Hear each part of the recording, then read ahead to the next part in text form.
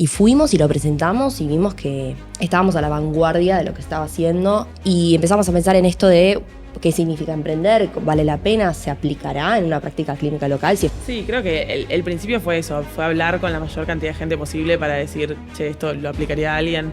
Ahí ya tenés un valor agregado que, no sé, estudias una población que nunca nadie estudió, es increíble. Sí. ¿Y cómo fue eso? Al principio sí nos sentíamos como que nos trataban como pobres tres boludas que vienen a contarnos sus ideas. ¿Cuál fue la más copada que viste? La más copada que vi, ¿Qué vieron en Estados Unidos que no haya acá, por ejemplo? ¿Qué les llamó la atención? Salir de esta es nuestra tesis de la facultad a, che, esto es una idea seria que está buenísima y que está buenísimo que ustedes lo hagan. Me acuerdo de tener un par de conversaciones y decir, che, LinkedIn me está matando. Decir, bueno, relajemos. Justo ahora también estamos con un proyecto con el Hospital Garraham. ¿Y Harvard? Harvard. Hola, soy Luca y esto es MVP. Un espacio para charlar con emprendedores, descubrir sus historias y entender el lado humano de quienes se animan a emprender. Porque al final, más vale probar.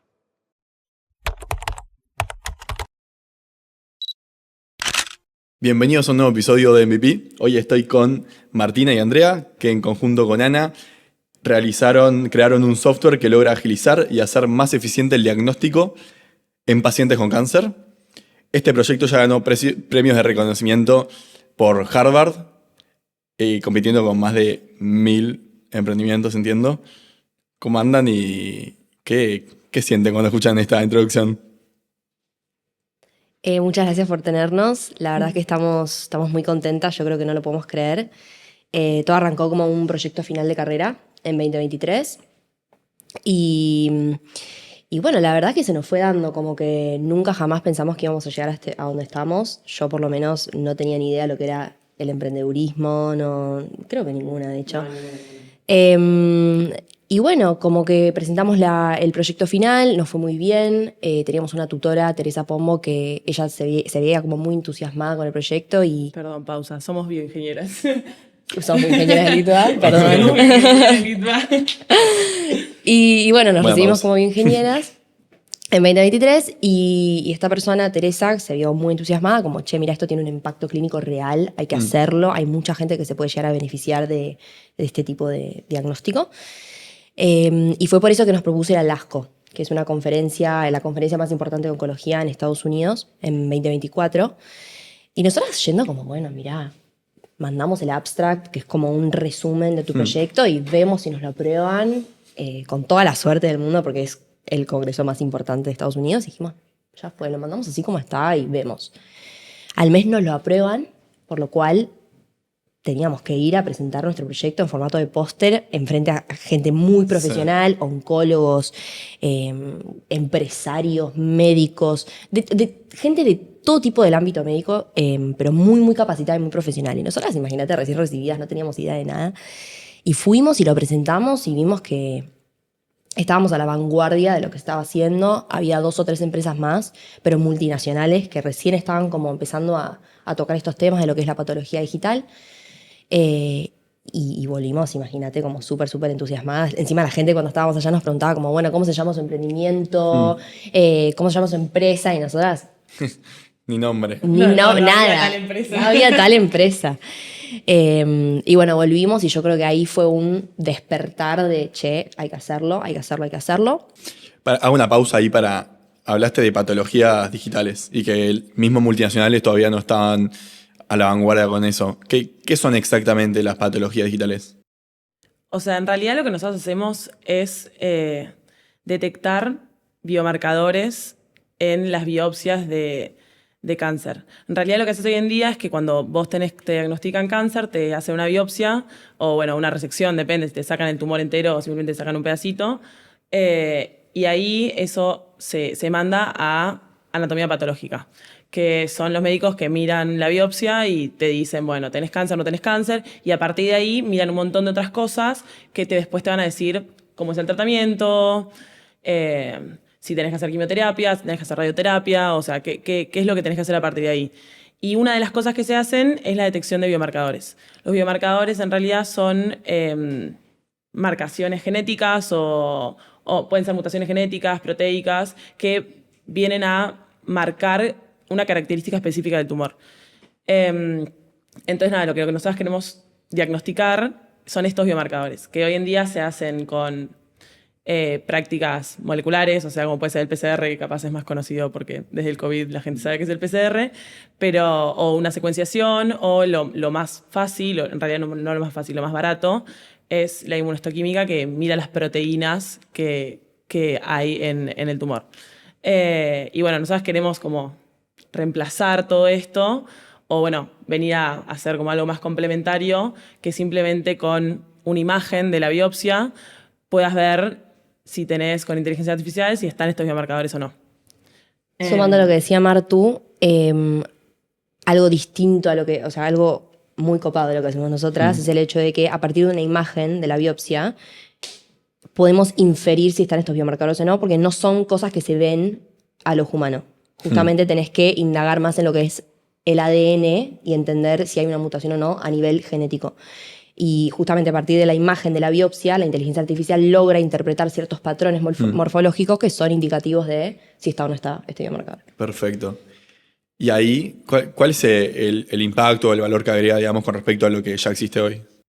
En realidad, todas estas prácticas son muy caras hoy en día y hay mucha gente en Argentina, principalmente, y en un montón de otros países, que no acceden a estos tipos de diagnósticos porque o no lo pueden pagar o no lo cubre el Seguro Social o lo que sea. Y además de ser muy caras, son muy lentas. O sea, la gente puede esperar desde lo mínimo una semana hasta un mes, que es un montón de tiempo que afecta al tratamiento del paciente. También no solo afecta el tratamiento en sí, sino a una persona que está enferma y está esperando un diagnóstico. Es como un tiempo considerable y si nuestra herramienta logra lo que queremos que logre, vendría a reemplazarlo en solo 5 minutos. Así que eso es como lo que vendría a mejorar. Además, pasa que ahora nosotros vivimos en Buenos Aires, y en Buenos Aires como que hay acceso a un montón de cosas que en el resto del país no hay. Hablamos con laboratorios de, no sé, de Mar del Plata, de... Sí, El interior. Otro en el interior. Y la verdad es que hay muchos laboratorios que no hacen estas prácticas, entonces hay un montón de pacientes que no acceden. Y si empieza a existir esto que es la patología digital, que en realidad vos me preguntaste qué era la patología digital y no te lo contesté, pero es como una revolución que se está dando en el mundo de la anatomía patológica, que es empezar a digitalizar todo esto que hoy en día se hace muy manual, que es el vidrio en el microscopio, los patólogos lo miran, está en un archivo, con cajas, o sea, como muy como arcaico. Entonces, como venía a traer todo lo que es la tecnología a este mundo. Y esto permite que el paciente que antes no podía acceder porque el laboratorio en Junín no tiene anatomía patológica, no tiene inmunohistoquímica o no tiene PCR o lo que sea, le hacen una imagen y ya con solo una imagen podés acceder a un montón de cosas que antes no podías. Y también sumando esto que dijo Martu, algo que nosotros estamos haciendo que hoy no se hace es un poco esto del digitalizar estas muestras, ¿no? Hoy en día vos ves un hospital y ellos lo que hacen es sacarle la biopsia al paciente, para hacerlo muy simplificado, hacen como un corte y eso lo plasman en un vidrio. Le hacen todos los análisis y ese vidrio lo guardan en una caja y queda ahí en la caja de por vida. Entonces, si ellos quieren repetir un estudio o volver a ver algo de la biopsia, tienen que ir a esa caja, rever ese vidrio, como hacer todo un proceso que sería mucho más fácil si estuviese digitalizado. Entonces, además de lo que hacemos con inteligencia artificial de diagnosticar estos biomarcadores, lo que hacemos es agarrar esos vidrios y hacer todo ese proceso retrospectivo de ir agarrando cada uno de ellos y digitalizarlos. Y bueno, eso suma también a lo que dice Mar de la patología digital, que es mucho más abarcativo en realidad. O sea, nosotros estamos en este nicho de detección de biomarcadores, pero el día que las muestras estén digitales, se pueden hacer un montón de otras cosas que... Sí. Un montón tipo. Un montón tipo predicción de respuesta a tratamiento, un montón como, no sé... desde lo más básico como recuento celular, lo que sea, cualquier cosa con inteligencia artificial a partir de una imagen de la biopsia, imagínate. Sí, o sea, hablando con los patólogos, ellos nos dicen, a ver, hay como muchos approach a esto. Uno es las cosas más simples, o sea, el patólogo hoy en día tarda infinito tiempo en contar células en un vidrio, que es algo que, a ver, la inteligencia artificial lo puede hacer rápido, fácil, y le daría tiempo a los patólogos a poder usar su tiempo en las cosas que en realidad son más complejas. O sea, diagnósticos de algún cáncer súper específico que es más difícil de diagnosticar, en vez de estar todo el día mirando las mismas biopsias que tienen lo mismo. O sea, eso es lo más básico. Ellos dicen, estas herramientas capaz son más fáciles de armar, pero reducen mucho el tiempo, y después hay herramientas mucho más complejas como poder predecir cómo va a responder un paciente al tratamiento. Que sí, bueno, ahí en el medio hay un montón de cosas más. Bien. Quiero volver un poco al viaje de la conferencia que tuvieron en Estados Unidos.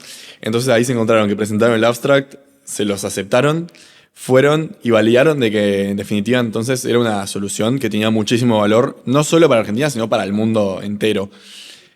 ¿Qué fue lo primero que hicieron luego de eso? Sumando a eso, antes de terminar el viaje, algo que vimos es que, volviendo, ¿no?, a lo mismo, pero había una empresa en particular en Europa que estaba haciendo exactamente lo mismo que nosotras. Las métricas le dieron muy, muy similares, de hecho a nosotros nos dieron bastante mejor. Y vimos que los datos con los que entrenaban a esta herramienta eran todas de Europa o de Estados Unidos, pero nada de Latinoamérica, justamente porque hoy en día no se acostumbra acá en la región, en la TAM, de digitalizar estas muestras. Entonces ahí dijimos, bueno, un valor agregado inmenso que tendríamos nosotras es si nosotras aplicamos nuestra herramienta en una población que hoy no se está estudiando. Ahí ya tenés un valor agregado que, no sé, estudias una población que nunca nadie estudió, es increíble. Sí. Y bueno, volvimos y empezamos a pensar en esto de qué significa emprender, vale la pena, se aplicará en una práctica clínica local si efectivamente lo hacemos, porque después una cosa es hacerlo y que esté buenísimo, pero después que el ámbito médico confíe en vos y que quiera utilizar esa herramienta, porque al fin y al cabo es una herramienta de diagnóstico que tiene, o sea, con todo lo que se implica, ¿no? Con todos los riesgos, todos los beneficios, pero todos los riesgos a la vez. Entonces empezamos a hablar con estos patólogos, tanto de Buenos Aires como de los laboratorios más periféricos, que serían del interior del país, del interior de Buenos Aires, y charlando un poco con ellos, también entendiendo la realidad en la que se sitúa cada uno, porque cada realidad es completamente diferente. Y vimos que la recepción era muy, muy buena. Muy buena. Había gente que entendía un poco más de lo que estábamos hablando porque capaz leen papers o leen noticias de lo que se está haciendo afuera y entiendo perfecto lo que va con la patología y tal. Y otros que te dicen, mirá, o sea, no tengo ni un microscopio, ¿de qué me hablas de la inteligencia artificial? Pero todos muy buena recepción y como poniéndose muy, muy a nuestra disposición de queremos ayudarlos, queremos darles muestras, porque claro, como bien decía, partimos de la premisa de que necesitamos muchas muestras para validar nuestra tecnología acá y ver cómo actúa el modelo en una práctica clínica local. Y todos muy bien, como muy predispuestos.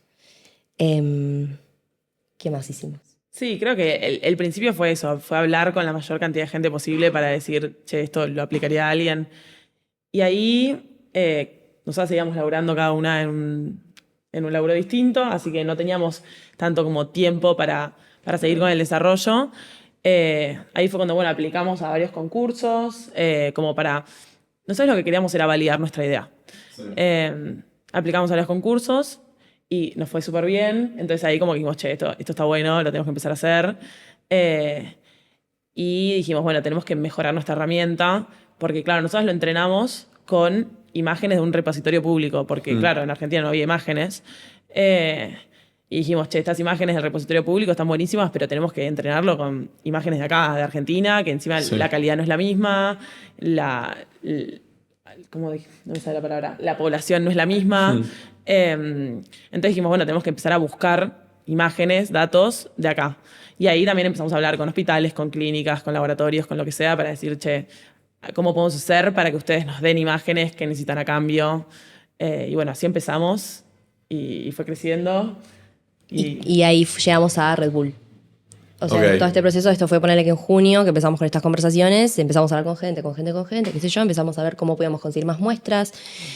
Porque a todo esto, claro, nosotras para la tesis entrenamos con estas imágenes del repositorio público online y validamos con un pequeño dataset de muestras reales. Y ahí fue cuando vimos el fondo, el contraste, todo era diferente. Claro. Muchísimo, no te digo peor, pero...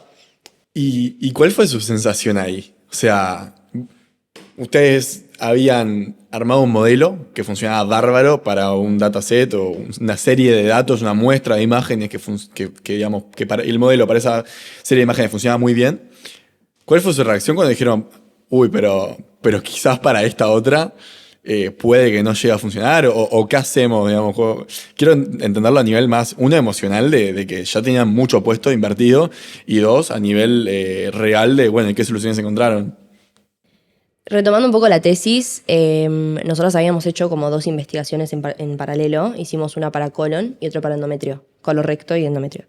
Y por algún motivo para colorecto no conseguimos tantas imágenes y vimos que el modelo dio de una manera, y después para endometrio conseguimos muchas más imágenes. Muchas más. Y vimos que el mismo modelo daba muchísimo mejor. Esto como con todas las imágenes del repositorio público, con las de la práctica clínica local, y dijimos, bueno, pará, si el mismo modelo en otro tipo de cáncer, pero con más imágenes da mejor, primero, qué locura que se pueda aplicar a distintos tipos de cáncer y que dé bien y que se pueda utilizar. Y dos, fomentaba un poco esta hipótesis de decir, tipo, bueno, cuantos más imágenes, mejor. Sí. Y ahí empezamos de vuelta, ¿no? Con todo este loop de, bueno, hay que hablar más gente, hay que conseguir más muestras, hay que robustecer la herramienta, no solo en lo tecnológico, porque obviamente con todos los avances, esto fue en 2023. En 2024 vos tenés que seguir estando a la vanguardia en cuanto a la tecnología y, a su vez, robusteciendo tu base de datos, ¿no? Aumentando la cantidad de muestras. Esa es la respuesta, ¿no? ¿Te preguntas? Me quedé colgado con, a todo esto, ustedes son ingenierías en biotecnología. Sí, es bioingeniería. Bioingeniería. Sí. Ok, y ustedes programaron lenguaje de programación, se pusieron a programar este modelo. Sí. Okay, o sea, dentro de la carrera tienen la formación de programación. Sí. Tuvimos bastante materia de programación desde el primer año. Y después, lo que está bueno es que la carrera tiene muchas materias como de programación aplicada a distintas cosas. O sea, tenía materias de procesamiento de señales, procesamiento de imágenes, de bioinformática, informática médica, como muchas materias de programación aplicada. Igual no sabíamos nada de AI. O sea, aprendimos todo lo que era inteligencia artificial medio autodidacta para la tesis. Claro. Así que sí, fue un poco de la carrera y un poco de YouTube. Okay. Buenísimo. ChatGPT. Pero bueno, sí, después fuimos aprendiendo un montón y hoy en día seguimos aprendiendo porque también es todo súper nuevo. O sea, hay tecnologías que salen todos los días. Entonces es leer, buscar y ver qué podemos aplicar. Ok. Y ahora sí, llegando a Red Bull, si se quiere, dentro de este marco cronológico. Nada, cuénteme un poco de eso. Entiendo, Red Bull fue una competencia, esta competencia entre más de 1000 emprendimientos. ¿Cómo hicieron para ganar? No, fue muy random Red Bull encima. Ay, perdón. Porque aplicamos así, porque sí. Tipo, nos lo mandaron y dijeron, che, apliquen. No sé, como, bueno, ya fue. Y mandamos. Era un concurso de ideas innovadoras con inteligencia artificial. Sí. Okay. No era tan de salud ni nada de eso. Y nada, primero quedamos entre los mejores 10 de Argentina, era, ¿no?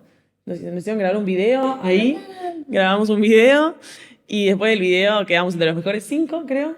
Sí. Y fue como un día de competencia acá en Buenos Aires que estuvo re bueno y la verdad que ganamos sorprendidas y ahí nos ganamos un viaje a Japón a la final mundial de Red Bull, donde ahí competías contra, no sé cuántos países eran, no me acuerdo. Ay, no me acuerdo, creo que eran como 40 países. 40 países. Increíble.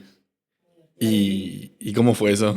Ahí se fueron Andrea se fue con Anita, así que ella te puede contar. Nos fuimos las dos, nada, una locura, fue mucho igual, fue una vorágine por el hecho de ya llegar a Japón, son, no sé, 30 horas y estás, desde que llegás hasta que te vas, de acá para allá. Fueron 3 días muy intensos, donde los primeros 2 días era como refinar tu modelo de negocios, tenías que también llevar como un póster pensado, porque ese era como el filtro para ver si después picheabas o no pichabas. Entonces, como un póster, en una sola imagen, vos poder representar tu idea y poder comunicarla de forma visual, minimalista, que pueda expresar todo lo que hacemos en una imagen. O sea, imagínate lo difícil que es. Porque nosotros laburamos con cáncer, o sea, imposible que sea algo visualmente lindo, pero que nos volvimos locas buscando una imagen que quedara más o menos linda. Locas. Puro Canva. Hicimos Canva, pero fue hicimos de todo. Hicimos unas pósters horribles y hicimos después cosas un poco más decentes. Lo que terminamos haciendo al final, como nosotros venimos con esta transformación digital y revolucionar la manera que se diagnostica, elegimos un microscopio explotando y poniendo tipo Redefining Diagnostics Saving Lives, una cosa Sí, así. una cosa así, ¿no? Tremendo. Muy bueno, la verdad. Muy bueno, pero claro, no explicaba nada de lo que estábamos haciendo. Era más como una revolución. Claro. Y la consigna era abierta. Con este póster, o sea, no había un lineamiento de qué es lo que tenían que poner. No, tenía que tener pocas palabras Ok, y ser visualmente como que pueda transmitir la idea, porque la idea era que vos tenías como un showroom, no sé cómo decirlo, como una pasarela, donde cada uno de nosotros teníamos nuestro póster. Y había 5 jurados que medio que se tenían que interesar un poco por lo que hacías. O sea, pensá que no daba el tiempo para que puedan hablar con todos, así que iban eligiendo selectivamente, Opa. tipo, che, ¿qué idea me copa más? Entonces, claro, vos tenías que tener algo visualmente bastante llamativo para que vengan y te pregunten, tipo, contame un poco más, y en función de eso te pongan un puntaje. Ok. Por suerte, creo que de 5 jurados vinieron 4 a hablarnos, así que súper, súper bien. De hecho, había un bioingeniero en el jurado, como que, nada, Ok. gente muy interesante. Pero no pasamos a los 10 mejores porque ellos tenían como este filtro de que estén alineados con los valores de Red Bull, de más como elegían más tipo social media, deporte, Ok. otro ámbito. Por ejemplo, había un chico que tenía una herramienta para gente con Parkinson, no pasó. Bueno, ideas como también muy copadas, pero no estábamos tan alineados Sí. con lo que era. ¿Cuál fue la más copada que viste? La más copada que vi. Uy. Bueno, unos chicos de MIT. ¿De MIT eran? Creo que eran de MIT. Creo que eran de MIT o de Stanford, no recuerdo bien. Que habían hecho como unos anteojos inteligentes que tenían un device que ayudaba a los visually impaired. No sé si una gente ciega, pero sí que capaz Sí, tiene sí, como dificultades con para ver. cierta ceguera. Y como que los guiaba, no te digo que los ayudaban a ver, pero sí como que era un aparato que medio que les hablaba para poder ayudarlos a efectivamente movilizarse y desplazarse. Y de hecho no ganaron, no pasaron, porque no Sí. estaban alineados a esto de Red Bull, pero después consiguieron financiamiento por Microsoft. O sea, capos, tipo, gente muy, Tremendo. muy, muy interesante.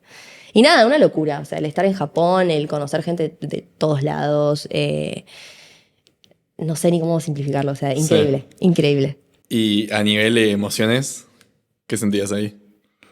Fue una locura y también la validación que te da como emprendimiento. O sea, pensá que nosotras al ser ganadoras nacionales de este concurso salimos en Infobae, En TV pública. en TV Pública. O sea, fue mucha Sí. como también el ver la La repercusión. esa es la palabra, la repercusión de la gente. Y ver que efectivamente puedes hacer algo real y que tenga tanto impacto en lo que es la Argentina o la TAM o en el mundo en general, como no sé, fue alucinante. Así que nada, alucinante. Ok. ¿Y ahí te venía como algo de ¿qué hago yo acá? ¿O era Síndrome del impostor. síndrome del impostor? Recontra. Sí. Siempre, todos los días. Todos los días, todos los días, todos los días. Yo creo que también nos estamos metiendo en algo, como te digo, como tiene tanto impacto y el sector salud es un ámbito tan, ¿cómo lo puedo decir? Como Tradicional. tradicional, con sus Protocolos. con sus protocolos tan marcados. Venir a hablar de la patología digital tiene un montón de cosas buenas, pero a la vez estás rompiendo con algo súper marcado. Y de repente hablas con alguien y la mayoría de la gente tiene más de 50 años. Claro. Sí, los decisores son gente. Y ahí sentís que te escuchan. Sentís que no hay estigma con respecto a esta emprendedora joven que me viene a hablar de algo que entiendo, pero está ahí. Al principio sí nos sentíamos como que nos trataban como pobres 3 boludas que vienen a contarnos sus ideas.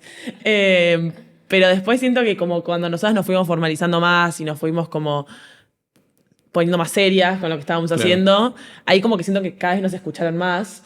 Y también como que teníamos que empezar a aprender a hablar el idioma médico, ¿no? Porque aunque no, es súper complejo empezar a meterte en un ámbito donde no teníamos ni idea cómo se manejaban, no teníamos ni idea como los tratos, las formas.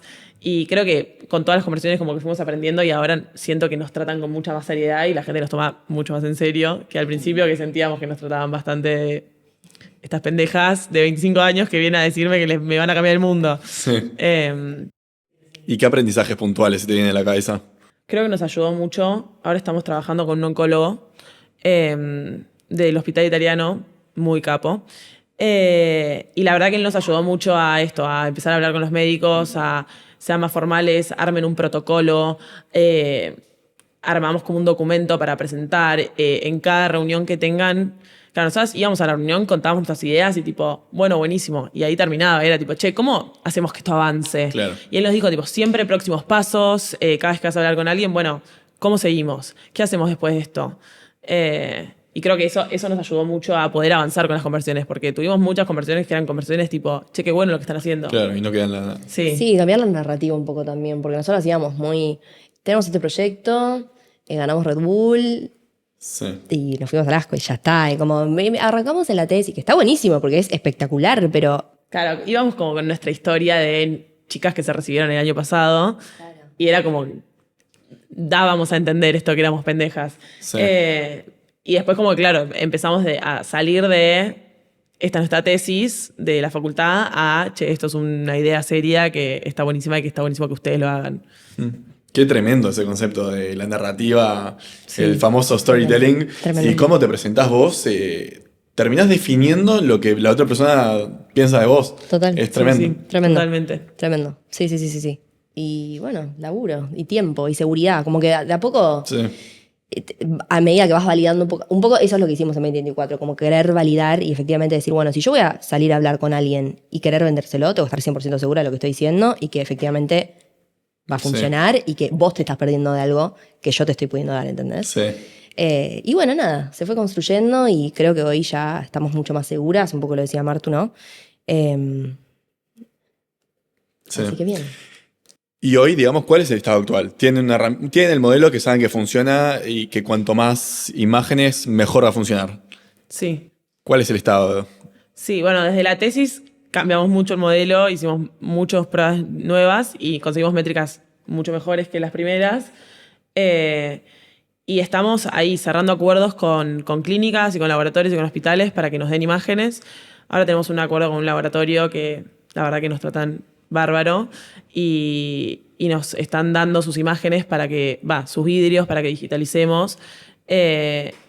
Y la idea es usar todas esas imágenes y robustecer la herramienta. Y después, bueno, estamos como con un montón de cosas en paralelo. Justo ahora también estamos con un proyecto con el Hospital Garraham, con un grupo de patólogas del Garraham, que ganamos un concurso que se llama Transformar Salud, que es de Roche y de la Fundación Garraham, donde vamos a hacer lo mismo que veníamos haciendo para un biomarcador en colon y en endometrio, para otro biomarcador en cáncer pediátrico del sistema nervioso. Así que nada, como con un montón de cosas en paralelo. ¿Y Harvard? Harvard. Harvard. ¿Cómo fue esa postulación, ese proceso? ¿Cómo nos llegó? No sé cómo nos llegó. Es que nos llegó por las redes porque era un hackathon acá en Buenos Aires de Swiss Medical. Y claro, nosotros dijimos, bueno, nos va a servir sentarnos un fin de a programar, porque veníamos medio colgando la programación. Dijimos, bueno, listo, nos sentamos a programar un fin de semana, aplicamos. Es más, le pedimos a un amigo de André en su laburo anterior, que era muy bueno programando, que venga con nosotras. Y al final no había que programar en el hackathon. Ok. Solo había que presentar como un pitch. Y nada, competimos acá, creo que eran, no sé, tipo 20 ideas de Argentina. Eran como 20 ideas. Sí, o sea, creo que habían aplicado también, tipo, no sé, 100 personas, más, tipo 100 ideas y quedaron 20. Y ganamos. Y los dos primeros que quedaban acá en Argentina iban a competir como en un bootcamp de Harvard. Online. Eso Online, sí, eso fue online, que duró como unos 4 meses, ¿o no? Menos. 2 meses ahora. 2 meses. Sí. Pero bueno, tenías como distintas instancias. En la primera instancia eran gente de tipo 40 países y había 2 equipos por país y eran como clases online donde te explicaban como las bases medio de emprender, de tipo business model, de tipo financiamiento, un poco de todo, y al final tenías que pitchear. Y ahí se reducía a la mitad, o sea, quedaban 20 equipos. Y así fueron, creo que 4 o 5 etapas, donde llegamos a la final, que competimos contra los últimos 6, que había ideas muy copadas, porque había gente tipo médicos de Stanford, y quedamos entre los 3 mejores, así que estuvo re bueno. Sí. Y la verdad que eso creo que nos ayudó mucho a armar nuestro pitch y a hablar con gente no solo de acá de Argentina, sino con gente de todo el mundo y tipo, che, que además de el pitch a los médicos, ¿qué tenemos que armar para hacer una empresa y para si después queremos poner levantar plata? Sí. ¿Y qué vieron en Estados Unidos que no haya acá, por ejemplo? ¿Qué les llamó la atención? Quieras o no, ellos están como a la frontera de lo que es la innovación y la tecnología, entonces está bueno porque cuando vos hablas de estas cosas, del ámbito, porque claro, esto de Harvard sí fue muy específico de lo que es De salud. de salud, entonces capaz que no nos había pasado nunca de poder explicar algo y que la otra persona entienda perfectamente lo que le estás hablando, o mismo el jurado, era como, sé perfectamente lo que me estás diciendo. Y eso, quieras o no, a la hora de querer refinar tu idea de negocios, todo, era mucho más como centralizado y mucho más como específico para lo nuestro. Y creo que eso nos ayudó mucho al storytelling, al pitch, a cómo comunicar la idea Sí, también nos hizo ver mucho la competencia. y ver la competencia tal cual. Que era algo que veníamos como que nos daba miedo. O sea, era tipo, ¿por qué nosotros somos distintos a Oaking, que es esta empresa francesa que hace lo mismo? Y nosotros como, ay, no sé, ni idea. Claro. Y era tipo, bueno, empezar a buscar este diferencial en por qué nosotras somos distintas y qué es lo que venimos a traer. Que creo que nosotras ahí nos basamos mucho en Latinoamérica y en dónde estamos, en venir a no solo traer todas estas herramientas, sino generar una base de datos acá, que una base de datos es oro. Es oro. Los datos hoy en día son súper importantes. Entonces ya empezar a traer y generar una base de datos acá, de datos de acá, cuando cualquier empresa de afuera quiera venir, es tipo, che, bueno, tenés que negociar conmigo para conseguir esta base de datos si vos querés venir acá. Entonces nada, como que entendimos un poco también cuál era nuestro diferencial, o bueno, dónde posicionarnos para tener este diferencial. Sí, ahí hay un concepto que está buenísimo que escuché el otro día, que es una empresa vale igual a cuántos problemas difíciles logró resolver. Y siento que cuando ustedes se enfrentaron a esta problemática puntual en Latinoamérica de, bueno, tenemos que digitalizar todas estas muestras, lo cual es un laburazo, resolvieron un problema muy difícil, por ende aumentaron un montón el valor de lo que ya venían construyendo. Ni hablar. Y encima es esto que te digo, o sea, nosotros arrancamos con la detección de un biomarcador en cáncer de colon y endometrio, pero si vos ya tenés las imágenes digitales, puedes hacer lo que quieras. Y eso es creo que un poco lo que también nos entusiasma tanto de lo que estamos haciendo de Cubia, porque vemos que uno tiene una escalabilidad inmensa en cualquier tipo de cáncer y nosotros suponemos que cualquier tipo de biomarcador, y no solo te limitas a esta problemática, ¿no? Decís, bueno, el día de mañana, si juntamos la cantidad, una base de datos suficientemente grande, puedes predecir qué tipo de tratamiento puede tener el paciente. Decís, es una locura. Y así, infinitas cosas más. ¿Y ahí cómo se imagina el acceso de su plataforma a todos los hospitales? Bueno, nosotros como lo que lo estamos planteando, es decir, dar como una licencia de la herramienta y que dependiendo el cliente sería el hospital, el laboratorio y como la cantidad de pacientes que tenga, que pueda ser o que te paguen por diagnóstico, como es hoy en día, que te pagan por, no sé, una inmunohistoquímica, o que sea como una licencia de cierta cantidad de diagnósticos para los centros más medianos que tienen, no sé, 20 diagnósticos por mes, o un ilimitado para los que son monstruos, tipo el Hospital Italiano, que tiene un montón de diagnósticos. Claro. Así que medio que lo estamos planteando así. ¿Y cuánto cuesta un diagnóstico con los métodos de hoy? ¿Y cuánto cuesta, digamos, usando Cubia? Claro, nosotros nos estamos basando mucho en el precio de la herramienta más barata, que es la que se usa en Argentina, porque acá en Argentina se hace muy poco PCR, muy poca secuenciación. Hablamos con médicos de Estados Unidos y te decían, claro, acá mandamos a NGS, que es secuenciación. Y acá en Argentina un NGS sale, ¿qué? $5.000. Que no te lo paga nadie. Y una inmunohistoquímica, ponele, sale entre $100, $150. Y, o sea, los números que estamos planteando hoy en día con los datos que tenemos hoy en día, es decir, bueno, tenemos que reducir el precio de esto para que también tenga un valor agregado, además del tiempo que reduce, que tenga una reducción en precio. Sí. Y dijimos, bueno, todo esto con aproximaciones que estuvimos haciendo, ¿no? Que reducir mínimo un 30%, entonces medio que ahora estamos planteando el precio en unos, ¿qué? $70, dijimos. Pero bueno, también hicimos como todo el planteo de, bueno, qué costos vamos a tener, como claro, todo el modelo de cómo podemos hacer que nosotras también seamos rentables si queremos reducir el precio de todo esto. Sí, y también nosotras nos visualizamos, o sea, nosotros ahora tenemos el backend, la idea sería poder ofrecer como una plataforma donde sea nosotras y nos dan el vidrio y nosotras digitalizamos la imagen, nosotras le subimos la imagen o en caso de ellos tener la imagen ya digitalizada, subirla y que te dé el diagnóstico en una cuestión de minutos, ¿no? Claro, sí, en eso estaba pensando también, como en que ustedes puedan brindar la plataforma para que yo soy un médico cualquiera, subo la imagen, ya está, me da el diagnóstico en 2 segundos y listo, y sigo con... Claro, eso es como nuestra idea. Y después también, bueno, ahora hay algo así como que hay un montón de cosas que se te van ocurriendo, que hay algunos digitalizadores que empiezan a... Los digitalizadores, claro, la imagen que usamos no es una imagen normal de una cámara, es una imagen que se escanea con unos escáneres especiales, que es una imagen piramidal que pesa tipo entre 1 y 3 gigas, o sea, son medio monstruos las imágenes, porque tienen todas las capas de distinto como zoom. Tenés 10 por, 40 por, 20 por, 5 por, no sé cuántas más tiene. Y claro, hay muchas empresas que están desarrollando estos escáneres que empiezan a también incluir herramientas adentro del escáner. Entonces directamente, tipo, yo escaneo y le pongo que me haga el diagnóstico. Y bueno, hacer así como una alianza con Claro. un desarrollador de escáner también está bueno. No sé, como que hay ahí muchas ideas de cómo puedes empezar a llegar a las clínicas. Claro. Y ahí, ¿cómo ha sido este proceso de sacarse los guantes de médicos, digamos, y ponerse manos a la obra con la parte más comercial o parte más empresarial, si se quiere? Y nosotras estudiamos ingeniería, o sea, la pata comercial, cero. Cero, cero. Por eso también un poco todo esto del síndrome del impostor, de decir, tengo que salir a vender algo, cómo lo picheo, cómo lo digo.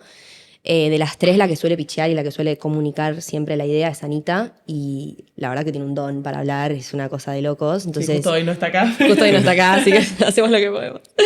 Pero no, ella realmente tiene mucha facilidad para poder comunicar las cosas, entonces, en ese sentido, por suerte se nos da muy fácil, pero sí, obvio, es todo un aprendizaje y entender cómo son las terminologías, cómo se comunican las cosas, el de storytelling, cómo fue un proceso.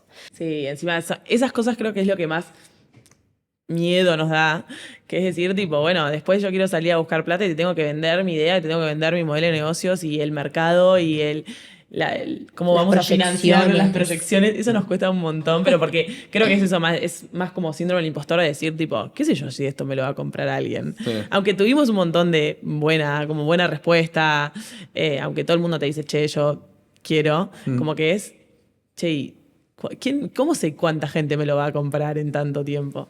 Pero bueno, todo el mundo nos dice, tipo, las cosas hacen así, tenés que poder proyectar algo Sí. y bueno, ahí estamos. Sí, también hay algo, una cuota de si no es, o sea, obviamente esto es todavía un emprendimiento, pero todo lo que no tenés in-house, digamos, dentro, también lo puedes conseguir afuera y en ese sentido beneficiarse de eso o mismo sumar más socios por ahí que estén. Sí, ¿Es algo que evalúan? Sí. Sí, no por ahora. O sea, por ahora somos nosotras tres. Tenemos hasta un cólogo en el equipo y tenemos una persona que también está ayudando con toda la parte financiera, que es una genia total. Y yo creo que también un poco con ella fue que aprendimos muchísimo, porque nos fue dando una mano, como llevando a las tres la mano, Claro. para poder empezar a hablar este idioma. Pero por ahora, no sé si un socio más, sino más como cuando levantemos dinero, capaz contratar. Bueno, eso estamos ahora a fin de año queriendo levantar una ronda chiquita como para sobrevivir un año y tener como más validación para cuando después querramos salir a buscar más plata, que no nos saquen tanta porción de la empresa. Así que sí, estamos intentando levantar ahora a fin de año una ronda. Sí. Ok. ¿Cómo es eso de que cuando vayan a buscar más financiación no le saquen parte de la empresa? Claro, porque es como, depende qué, esto también, el concepto que estamos aprendiendo, depende qué evaluación tenés vos al momento de levantar tu ronda, qué porción le das a la gente que te pone plata. Entonces ponele que nosotros hoy en día estamos valuadas en, no sé, $1 millón. Si alguien te invierte $300.000, te saca un 30%. 30%, si me costaron las cuentas, está peligroso. Entonces, claro, te sacan un 30%, y dar un 30% de la empresa en la primera ronda donde están poniendo $300.000 es un montón, porque después tenés que hacer una ronda un poco más grande y nadie quiere ponerte plata, ya te sacan un 30%. Claro. Estamos en esas, armando nuestra primera ronda, así que teniendo esas primeras conversaciones que tanto nos asustaban, pero finalmente lo estamos logrando. Tremendo. ¿Cómo ven el futuro de Kubia más allá de la herramienta? Bueno, tenemos muchos planes, muchas cosas que queremos hacer. Sí, nosotros como que decimos que QBMSI es nuestro como producto inicial, que es como el principio y sabemos que no es la herramienta que va a hacer que nos vaya súper bien, pero es como la validación inicial que necesitamos para después poder asociarnos con, por ejemplo, la industria farmacéutica. Muchas empresas de patología digital hoy en día se asocian con la industria farmacéutica y desarrollan como productos específicamente para esta industria. ¿Por qué? Porque estas farmacéuticas lo que hacen es desarrollar tratamientos específicamente para, no sé, por ejemplo, desarrollan inmunoterapia para pacientes que tienen cierto biomarcador. Entonces les sirve que se diagnostique y que también hacer como descubrimiento de nuevos biomarcadores para desarrollar terapias específicas para esos biomarcadores. Entonces, muchas de estas empresas hacen eso, descubrimiento de nuevos biomarcadores o proyectos específicos para hacer, no sé, diagnóstico de tal cosa. Entonces, una cosa que vemos ideal sería conseguir así un acuerdo con alguna farmacéutica para algún proyecto. Y después tenemos un montón de cosas que queremos hacer. Por ejemplo, tenemos una idea muy grande, creo que ya lo dijimos varias veces, que es esto de poder predecir la respuesta a tratamiento. O sea, que con la imagen vos te pueda decir, tipo, si le das inmunoterapia al paciente, le va a ir bien o le va a ir mal. Si le das quimioterapia, le va a ir bien o le va a ir mal. Pero bueno, eso necesita mucha más data porque necesitas data de cómo les fue a pacientes anteriores con eso o lo otro. Claro. Pero bueno, esas son ideas. ¿Qué otra idea tenía? Para eso, digamos, se precisaría una imagen de muchos pacientes. Luego, la segunda imagen de cómo le fue a esos muchos pacientes con el tratamiento y en base a eso poder hacer el análisis. Claro, o no sé si 2 imágenes o en realidad la imagen inicial, podrías tener una imagen después, también estaría buenísimo, pero necesitas tener como un seguimiento del paciente de cómo le fue, qué terapia le dieron y cómo le fue. ¿Vivió, no vivió? ¿Respondió? ¿Tiene cáncer, no tiene cáncer? Como que tenés que tener un seguimiento del paciente. Claro. Que hoy en día nosotros estamos laburando con un laboratorio que es un laboratorio de anatomía patológica, no parte de un hospital. Entonces, claro, como que le derivan muestras, dan un informe y ahí termina. Claro, no sabe cómo claro, sigue. no tiene el seguimiento del paciente. Entonces, para conseguir todos esos datos tenés que mínimo estar con un hospital, que haya un seguimiento de todos los pacientes, tenés que aliarte no solo con anatomía patológica, sino con la parte de oncología. Entonces es como necesitas datos mucho más complejos y que no hay tantos tampoco, porque no sé qué tanto seguimiento tenés de cuántos pacientes hicieron inmunoterapia. Pero esa idea nos copa bastante, es algo que como que queremos llegar a hacer. Y después hay otra, esto es como más a largo plazo. Nosotros lo que vimos es que ahora se están utilizando como unos modelos inmensísimos que tienen muchísima información, que lo que hacen es, justamente como tienen información de todos tipos de cáncer y de muchísimos biomarcadores y de muchísimas cosas en general, se llaman modelos fundacionales. Esto lo que hacen es mejora la capacidad de poder extraer las características más relevantes de cada imagen, de cada parche, no importa, me poner muy técnica, y lo que hacen es, vos después, en la parte de clasificación, porque vos tenés como varias instancias, ¿no? del modelo, capaz lo estoy explicando mal, pero después, cuando vos querés clasificar efectivamente si está o no está el biomarcador, lo hace mucho más sencillo, porque aprendió perfecto cuáles son las características más relevantes a visualizar, a interpretar. Claro, creo que como la idea de estos modelos fundacionales es como simplificar estas imágenes inmensas, porque claro, las imágenes pueden llegar a pesar 3 gigas, entonces que un modelo te analice 1000 imágenes de 3 gigas puede tardar una semana. Entonces como que lo que viene es a simplificar todas estas imágenes, entonces entrenan con, no sé, uno de los modelos fundacionales más copados entrenaba con un billón de imágenes, o sea, un número como gigante. Que no ¿Estos serían modelos tipo de competidores? Sí. Ok. O sea, sí. Hoy en día... Como el chat GPT de la imagenología. Claro. Ok. Lo que hacen es eso, lo entrenaron con muchísimas imágenes y después cuando vos lo usás, le metés una imagen y te sale como un vector. Con, no sé, dependiendo del modelo, hay modelos que te dan 200 características, hay modelos que te dan 1500, y como que te dan las 1500 características más importantes de la imagen. Y después, en vez vos de entrenar tus modelos con las imágenes, los entrenás con estos vectores. Claro. Para clasificar, para que sea un poco más liviano y no tengas que entrenar con estas imágenes enormes. En definitiva, vendría a ser la traducción de lo que está analizando el modelo, ¿no? Exacto. Y bueno, nuestra idea, que esto es como, sí, más grande todavía, es poder hacer el primer modelo fundacional de acá de América Latina. O sea, conseguir una cantidad de imagen suficientemente grande para hacer un modelo así con datos de América Latina. Eso es como nuestra visión más a futuro. Ok, a futuro de los próximos...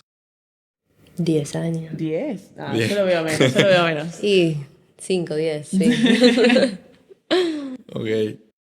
Siento que es como muy específico todo lo que el mundo en el que se metieron, ya desde de pique de una carrera que es ingeniería, bioingenieras, y después la herramienta que desarrollaron. Quiero entender un poco más el lado más humano de qué es lo que les apasiona de todo esto. A ver, yo creo que desde la carrera, que justamente es una carrera que combina muchas cosas, lo que es la ingeniería con la biología, con la medicina, con la vida en general, creo que está buenísimo y siempre nos apasionó mucho todo lo que es el procesamiento de imágenes, procesamiento de señales, bioestadística, informática médica, todo lo que es poder aportar, sea un granito de arena para lo que es la comunidad médica, pero también con esta limitante de no sabemos nada de medicina, porque no estudiamos eso, o sea, tuvimos anatomía, tuvimos fisiología, pero hasta ahí. Entonces el efectivamente ver que desde este proyecto nosotras vemos que tiene un impacto clínico y que hay pacientes que se pueden beneficiar, o sea, pensar efectivamente que una persona puede utilizar este diagnóstico, o una clínica, digo, ¿no? Es una locura y es algo que jamás hubiésemos pensado. Y más aún con lo terrible que es la incidencia del cáncer hoy en día, específicamente en Latinoamérica, ¿no? Yo creo que en estos últimos años nos atravesó a todas de distintas maneras, como tenemos gente como muy cerca que sí, que tuvo cáncer, entonces como el poder pensar efectivamente que puedes llegar a ayudar a una persona de tu entorno es una locura. Así que creo que estamos muy contentas en ese sentido. Sí, yo creo que desde el momento cero siempre quisimos como ver cómo aportar algo a... Yo siempre digo que somos médicas frustradas y de que como poder ayudar a alguien. Me acuerdo que al principio cuando empezamos a plantear, tipo, bueno, a quién se lo vamos a vender, como, cómo queremos escalar, era tipo, bueno, ¿quieren ser un unicornio, quieren ser una pyme? Como, ¿qué es lo que queríamos? Me acuerdo que todo el mundo nos decía, ¿querían ir por el lado más como social o quieren ir por el lado de tipo tener una empresa? Y nosotros decíamos como, a ver, el lado social no sé si nos va a traer plata, pero yo con que alguien se beneficie de lo que yo estoy haciendo, como que con que le llegue a alguien, yo ya estoy chocha. Y no sé, últimamente nos pasó que nos subieron un par de posteos de nuestros y tuvieron bastante repercusión. Y como todos los comentarios de tipo... No sé, me acuerdo que nos llegaron un par de comentarios de, bueno, yo tuve cáncer y me pasó tal y cual cosa y qué bueno que estén haciendo esto para ayudar a la gente. Y esas cosas como que a mí ya como que me pusieron súper feliz de que estamos haciendo algo lindo, más allá de todo el resto y toda la parte tecnológica y todo, como que estamos haciendo algo que pueda ayudar y punto. Creo que eso es como lo que más nos toca del lado más emocional. Total. Y encima pasa que capaz en el día a día, viste, estás tan metido en tantas cosas de problemas, viste, problemas, bueno, esto que hay que resolver, y al final capaz te olvidás de lo que estás haciendo, el impacto que realmente tiene. Entonces, justo hace poco subieron un posteo de Instagram y fue como, pará, claro, esto, wow, qué locura, tipo, es real. Entonces, nada, es divino, la verdad. Está bueno, está buenísimo. Volver a tener un poco de contacto con el propósito de lo que están haciendo y de dónde les mueve, está genial. Sí, re. Sí. Sí, la vorágine del día a día es como que estamos en una de hacer 800 millones de cosas al mismo tiempo y sí, eso de volver a encontrar este punto de, che, estamos haciendo esto por algo y está bueno nuestro propósito, ya como que siento que es súper lindo. Sí. Y si tuvieran que dar un consejo a alguien que está recién arrancando a emprender, ya sea el rubro que sea, ¿qué le dirían? Me cuesta mucho esta pregunta, pero yo creo que es como rodearse de gente que esté haciendo, no lo mismo, pero gente que esté emprendiendo también. Porque creo que lo que más nos tranquiliza es hablar con gente que también está emprendiendo y que nos digan tipo, tranqui, esto que le está pasando nos está pasando lo mismo. No sé, cuando nos agarra un momento de mucha ansiedad o nos agarra momentos así medio de decir tipo, che, qué miedo todo esto que estoy haciendo, y hablar con alguien que te diga, me pasó lo mismo y tipo, tranca, es normal, como que siento que a mí personalmente me tranquiliza mucho. Y también te ayuda mucho a primero conocer gente, de que cualquier emprendedor te dice, che, yo conocí a tal de más allá, vení, te lo presento, y llega a lugares que están buenísimos. Y también eso, como sentirse más acompañado. Creo que eso es como lo que más siento que al principio estábamos más solas y después con todo esto que empezamos a conocer gente que emprende, siento que nos ayudó mucho a generar comunidad y a estar más tranquilas nosotras con lo que estábamos haciendo. Sí, tal cual. Y yo creo que también, o sea, lo mismo, ¿no? Como el confiar en uno mismo y entender que un emprendedor es un humano más. No sé, por lo menos a mí me pasaba al principio decir como yo no sé si puedo. Yo veo a la gente que emprende o a la gente que tiene una gran empresa y digo, esta persona es superhumano, ¿entendés? Tipo, tiene capacidades que poca gente, tipo, nosotros somos normales y la gente es Dios, ¿entendés? No sé cómo explicarlo, como que hay una brecha. Y no, como es gente re normal que se equivoca como uno y está bien equivocarse y está bien aprender y todo se aprende y no hay nadie nació sabiendo, y justamente por eso hay que rodearse de las personas correctas y entender que estamos todos pasando por lo mismo y pero que se puede y que hay que confiar en uno mismo. Y otra cosa que me acordé, que las redes sociales son terribles. Son terribles. Son terribles.